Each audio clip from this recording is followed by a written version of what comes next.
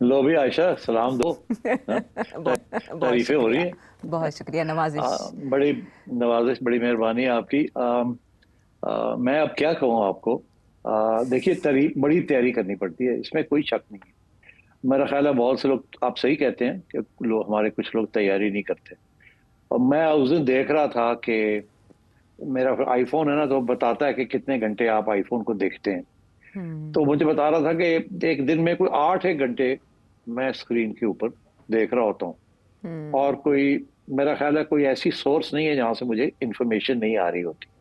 और सारा दिन मैं यही पढ़ता रहता हूँ। और फिर आयशा और ये सारी टीम जो है, ये मुझे हर रोज मेरे ख्याल 100 के करीब इंफॉर्मेशन फीड करते हैं कि ये वहाँ ये हो गया, ये हो गया, ये आर्टिकल आया, ये है ये। तो सारा दिन ये सारी चीजें हम देखते रहते हैं, जो मॉनिटर मॉनिटर करते रहते हैं। तो आप हम्म। समझे, ये चार चार पांच लोग की जो हमारी टीम है, it's like global monitoring group. We monitor everything. और उसमें से वो फिर मेरा फैसला होता है कि मैंने क्या, किस तरीके से उसको अपने जहन के अंदर लेके जाना है, और उसको कैसे, जो डॉट्स हैं उनको कैसे ज्वाइन करना है। क्योंकि इंफॉर्मेशन इतनी आ रही है, इतनी आ रही है कि आप फ्लड फ्लड हो जाते हैं। मगर ये तालीम थोड़ी सी है, तो जिसकी वजह से बंदा सिफ्ट आउट कर लेता है कि ये फजूल है, ये फजूल बात है, ये फजूल बात है। हाँ, इसमें जान है, इसमें एक नया पॉइंट है, अच्छा ये तो सोचा नहीं था, एंड सो ऑन। और हम्म। आयशा बहुत मेहनत करती है। When she, I have seen this, बहुत मेहनत करती है। मैं भी बड़ी मेहनत करता हूँ, हमारी बाकी टीम जो है वो भी लगे रहते हैं सारा दिन अपने लैपटॉप के ऊपर, अपने मेन फ्रेम्स के ऊपर, फाइंडिंग आउट दुनिया की क्या क्या हो रहा है और क्या नहीं हो रहा। So yes, it's a very hard working. अब आइए कि गवर्नमेंट का। देखिए, मैं, आपने पूछ दिया तो मैं इसका जवाब देता हूँ, अदरवाइज मैंने आज तक जिक्र नहीं किया। 1994, 1994 में बेनजीर भुट्टो साहिबा, अल्लाह उनको ब्लेस करे, उन्होंने मुझे ऑफर किया था कि आप अगर लंदन जाना चाहे एज एम्बेसडर तो आप जा सकते हैं, मैं चाहूंगी आप चले जाएं। अच्छा। और मैं आपको पहली दफा बता रहा हूँ, तो मैंने उस वक्त उनसे ये कहा था कि हम्म। नहीं, मैं अपनी जर्नलिज्म में बड़ा खुश हूँ, मुझे शौक नहीं है जाने का। हम्म। इसी तरीके के साथ आसिफ जरदारी साहब ने भी अ, जुगनू मेरी अहलिया को एक एक वक्त ऑफर किया था कि आप आ जाएं और आके और टेक केयर ऑफ एजुकेशन और वुमेन्स डेवलपमेंट, जब वो प्रेसिडेंट थे। हम्म। तो उन्होंने भी कहा था नहीं, we are very happy, thank you very much. 2004 में मोहतरमा बेनजीर ने मुझे और जुगनू दोनों को, हम लंदन में थे, वो आई हुई थी यहाँ, एग्जाइल में थी, तो हमें याद किया, हम मिलने गए उनको। तो उन्होंने भी सेनेट सीट्स ऑफर की, और हम दोनों ने ये कहा कि थैंक यू, मगर हम, we are very happy way we are. अब एक आध और भी मियाँ साहब बड़े हमारे साथ अच्छे रहे हैं। आ, आ, और सवाए ये पीसीबी वाली चीज, मैंने कोई परमानेंट किस्म का ओहदा नहीं लिया। फारूक लगारी साहब जब प्रेसिडेंट थे और एक केयर टेकर गवर्नमेंट आई थी, तो और मलिक महराज खालिद जो मेरे बड़े करीबी दोस्त थे, और मैं उनकी बड़ी इज्जत करता था, और प्रेसिडेंट लगारी की भी।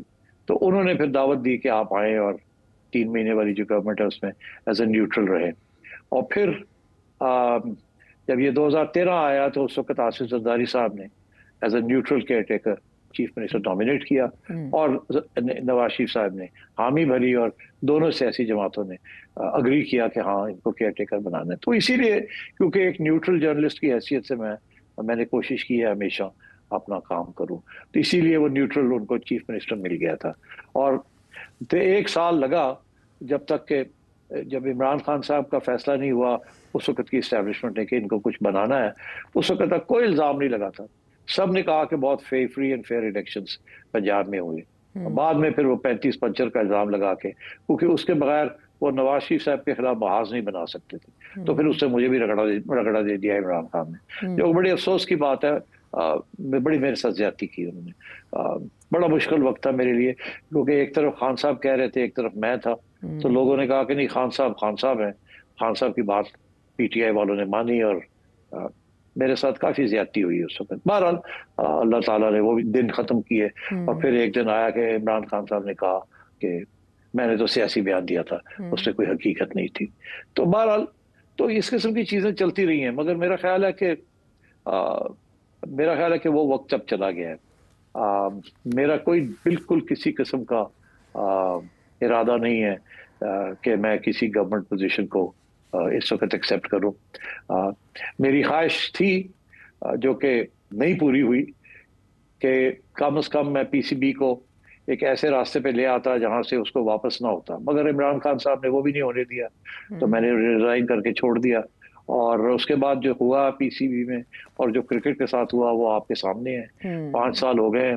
हमारे ज़माने में हमने वर्ल्ड कप चैंपियनशिप भी जीती, चैंपियंस ट्रॉफी भी जीती, और तीनों फॉर्मेट्स के अंदर हमारी टीम नंबर 1 भी हुई। सब कुछ हुआ। पाकिस्तान क्रिकेट भी वापस आ गई, पीएसएल भी लॉन्च हो गया। वो दिन है और आज का दिन है कि जो हालात है आपके सामने है पीसीबी के। बड़ा दुख होता है मुझे कि इतनी मेहनत की हमने और फिर ये हुआ।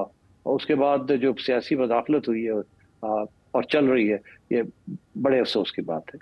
बहरहाल अब मेरा कोई इरादा नहीं है कि जी मैं कोई कैबिनेट के अंदर या कोई एम्बेसडरशिप या इस किस्म की चीज मुझे बिल्कुल नहीं इंटरेस्ट करती, ना ही कभी की थी। I would like to be an independent person. I would like to run. जो भी मैं करूं मैं चाहता हूं कि मुझे फ्री हैंड मिले, और ताकि और अगर मैं कामयाब ना हूं तो मुझे निकाल दें, अगर मुझे रोके ना, मेरे से सिफारिश मत करें कि इसको रखो उसको रखो। मुझे, और यही नवाज शरीफ साहब ने जब पीसीबी दिया था, तो मैं आपको आज कहता हूं कि वो 5 साल या 4 साल एक दिन कभी नवाज शरीफ साहब ने मुझे फोन नहीं किया कि फलाने बंदे को रख लो या सिफारिश की हो, किसी की भी नहीं। और ये बहुत बड़ी बात है, बहुत बड़ी बात, क्योंकि पेट्रन भी थे, प्राइम मिनिस्टर भी थे। अब तो सुनने में आता है सारा कुछ ही कहीं और फैसले होते हैं, और दोस्ती यारियां भी चलती रही हैं पीछे, जब वो और इमरान खान के दोस्त और इस किस्म की जो उन्होंने फैसले किए, तो बड़े अफसोस की बात है ये। तो उसके बाद फिर पीपल्स पार्टी ने भी मुझे नहीं रहने दिया, अफसोस की बात है, और नून लीग मेरे लिए खड़ी नहीं हुई। सो इट्स ओके, हमने जो करना था कर दिया। लोगों की दिलों में और दुआओं में तो मेरा ख्याल है थोड़े बहुत बैठते ही होंगे। सो आई एम वेरी हैप्पी। कोई ऐसा अगर तोहफा मिले जिससे मैं समझता हूँ कि मैं कोई कौम और मुल्क के लिए कोई खिदमत अदा कर सकता हूँ, तो जाहिर है उस वक्त तो बंदा ना नहीं करता, मगर ऐसी कोई चीज़ नहीं है इस वक्त सामने। और आप फिक्र ना करें, जब तक मैं टीवी पे बैठा हूँ, कोशिश मेरी यही होगी कि इंटेग्रिटी और दयानतदारी के साथ बात की जाए। और गलतियां भी होती है, अपने ओपिनियंस भी गलत हो सकते हैं, अपना तजिया भी गलत हो सकता है, नीयत नहीं गलत, नीयत नहीं खराब। और किसी के साथ ज़्यादती का इरादा और नीयत भी नहीं है। रेहान गुल साहब, आपके गुले रेहान जैसे ख्यालात का बहुत शुक्रिया, सवाल का भी बहुत शुक्रिया। तस्करा हुआ क्रिकेट का, तो मुबारक अली लाहौर से क्या जानना चाहते हैं इस सीज़न में?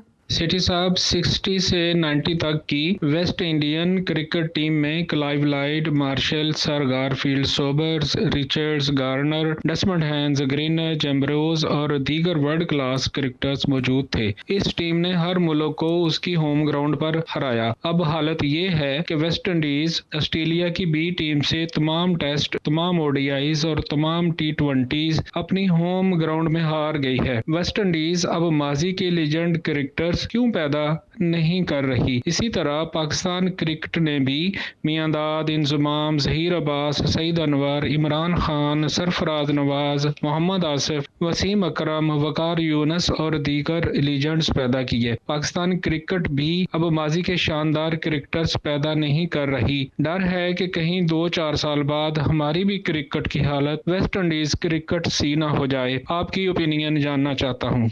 टाइम बहुत थोड़ा, बहुत मुख्तसर जवाब दूंगा। वेस्ट इंडीज की क्रिकेट इसलिए नीचे गिरी है, उसकी 2 वजूहत हैं। एक तो आपको पता है कि वेस्ट इंडीज का मतलब ये है कि जजीरे हैं, आइलैंड्स हैं, वो शहर और वो काउंटीज बनी हुई हैं, तो वो 9 हैं। अब वो जो 9 हैं वो सबकी अपनी अपनी हैसियत है। दिन ब दिन वहाँ पॉलिटिकल प्रॉब्लम्स, आपस में लड़ाई झगड़े बहुत हो गए हैं पॉलिटिकल, जिसकी वजह से वो जो टीम की यूनिटी है और सिलेक्शन जो होती है वो प्रॉब्लमेटिक बन गई है। ये सियासी इंटरफेरेंस और सियासी ऑब्जेक्टिव्स जो हैं वो ज़्यादा बढ़ने शुरू हो गए। एक तो ये है। दूसरी बात ये है कि अमेरिका के अंदर जो बेसबॉल और अमेरिकन फुटबॉल के अंदर जो पैसे मिलते हैं वो इतने ज़्यादा हैं, और क्योंकि वेस्ट इंडीज़ अमेरिका के बड़ा करीब है, तो वो बहुत से अब नौजवान जो हैं उनको घारा घास नज़र आता है अमेरिका में, और वो उन्होंने क्रिकेट की तरफ तवज्जो देनी कम कर दी, बिकॉज पैसे बड़े कम मिलते हैं West Indies. West Indies cricket board बहुत बड़ा गरीब बोर्ड है, वहाँ इतने पैसे वैसे नहीं मिलते उनको। तो इसलिए उन्होंने वो माइग्रेट करना शुरू कर दिया टू अमेरिका, टू फ्लोरिडा, और फिर वहां से और ट्रेनिंग भी उन्होंने अपनी जो है फिजिक की वजह से उन्होंने बेसबॉल और फुटबॉल की तरफ तवज्जो देनी शुरू कर दी। तो एक तो ये कि मार्केट बढ़ती जा रही है वहाँ, और वेस्ट इंडीज के लोग जो है उठ के वहां जा रहे हैं। दूसरा, आपस में लड़ाई झगड़े। तीसरा ये कि आपने जिक्र किया क्लाइव लॉयड का, उसके बाद वेस्ट इंडीज को अच्छा कैप्टन भी नहीं मिला कोई। This is a fact. Brian Lara बहुत जबरदस्त प्लेयर था, but was not a good captain. और इसके बाद भी होल्डिंग और योएल गार्नर बड़े जबरदस्त थे, ग्रेट ब्रेन्स, बट बड़े जेंटलमैन किस्म के लोग थे। और जिसकी वजह से अब कैप्टन जेंटलमैन नहीं होता, ना वो बुली होता है ना वो जेंटलमैन होता है, बड़ा फर्म होता है, तो they could not become captains. तो मैं समझता हूँ कि उनके इस किस्म के प्रॉब्लम्स हैं, पॉलिटिकल इंटरफेरेंस एंड अमेरिका, आ जाओ इधर आ जाओ, टैलेंट सारा वहां जा रहा था। और अब आप देखिएगा और भी ये होगा। उसकी वजह ये है कि अमेरिका के अंदर भी अब क्रिकेट लीग शुरू हो गई है, और वहां भी उन्होंने, और अब बाकी लोग भी हैं, वो भी जाके टेक्सास और शिकागो और फ्लोरिडा के अंदर स्टेडियम्स बन रहे हैं जहाँ क्रिकेट हुआ करेगी। तो ये वेस्ट इंडीज के लोग ज्यादातर अब वहां चले जाएंगे, तो सबसे ज्यादा ये जो है ना इम्पैक्ट ये वेस्ट इंडीज को पड़ेगा। अब आइए आप पाकिस्तान का हाल। पाकिस्तान तो देखिए ठीक ठाक चल रहा था, आप सबको पता है। और फिर ये हुआ कि जब इमरान खान साहब आए, उन्होंने सारा स्ट्रक्चर ही चेंज कर दिया क्रिकेट का। उन्होंने कहा नहीं, ऑस्ट्रेलियन सिस्टम होगा। यहाँ डोमेस्टिक क्रिकेट प्रोड्यूस कर रही थी आपके लिए, वनडे के लिए और टेस्ट मैचेस के लिए जबरदस्त क्रिकेटर्स जिनका नाम लिया है, ये सारे जो हैं they were all Test cricketers, maximum one day but basically Test cricketers. जब से ये पीएसएल शुरू हुआ है ना, short term short format 20 over T20, तो उसके लिए स्पेशल ट्रेनिंग की जरूरत थी, स्पेशल टूर्नामेंट्स की जरूरत थी। पीसीबी बड़ी लेट आया है इस तरफ कि ये स्पेशल टूर्नामेंट्स हों। वो तो आप बच गए हैं कि पीएसएल हमने कर दिया। अगर पीएसएल ना होता तो आप पहले ही आपका वेस्ट इंडीज वाला हाल हो जाना था, specially in one day and T20 game का। आपके पास प्लेयर्स ही नहीं थे, आपने ट्रेनिंग ही नहीं की थी। वो तो अब पीएसएल की वजह से लोगों ने अब उस तरफ रुझान शुरू किया है, अब fast batting and accurate bowling etcetera. पहले तो ट्रेनिंग ही गलत थी। मगर इसके अलावा भी इमरान खान साहब की जो सिस्टम उन्होंने बनाया, जो 4 साल धक्के लगते रहे यहाँ, वो बिल्कुल फेलियर था। वहाँ उन्होंने जो इतनी बड़ी हमारी आबादी है, उसके लिए इतनी टीम्स थी, इतने क्लब्स थे, उन्होंने सब वो खत्म करके 6 टीमें बनाने का फॉर्मूला बना दिया जो चला नहीं। और उन्होंने वो जो सारी गवर्नमेंट की डिपार्टमेंट्स थी जो कि अपनी जेब से 10 करोड़ 20 करोड़ 30 करोड़ रुपया लगाती थी, क्रिकेटर्स को तनख्वाहें मिलती थी, उनको एक घर मिल जाता था, जॉब्स मिल जाते थे, फिर वो अपनी ट्रेनिंग करते थे, तो वो भी उन्होंने खत्म कर दी थी। तो मैं ये समझता हूँ कि अनफॉर्चुनेटली मेरा ख्याल उनके इरादे तो अच्छे थे, मगर ही डिडंट नो। वो कभी भी पाकिस्तान डोमेस्टिक क्रिकेट में उन्होंने खेला भी नहीं था, उनको एहसास भी नहीं था, सारी उम्र ही वो बाहर ही करते रहे। इसलिए उन्होंने जो आके सिस्टम बनाया वो तबाह कर दिया।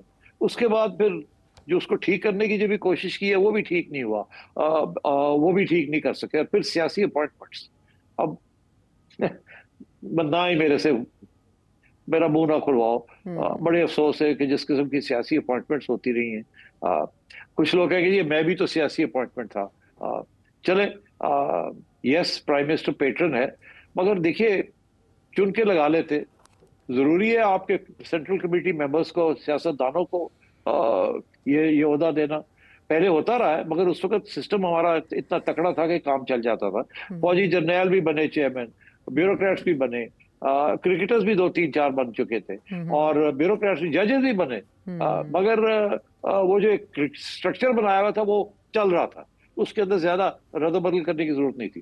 खान साहब ने आके तो सारा कुछ ही चेंज कर दिया ना, और फिर एक ऐसे लोगों के हवाले किया क्रिकेट बोर्ड जो कि एडमिनिस्ट्रेटर्स नहीं थे, बड़े प्रेजुडिस किस्म की उनकी व्यूज थी। तो मेरा ख्याल है ये सारा डाउनफॉल जो हुई है वहां से हुई है और अभी तक चल रही है। ठीक है, डायग्नोसिस जो मसला आपने पूछा मुबारक अली साहब, उस पे से आपने जाना। सवाल कोई और हो आपके जहन में और जो अभी तक सोच रहे हैं कि वो सवाल करना चाहेंगे, तो वक्त आ गया है। इस नंबर पर जो आपके सामने सवाल भेजा, अगले प्रोग्राम तक के लिए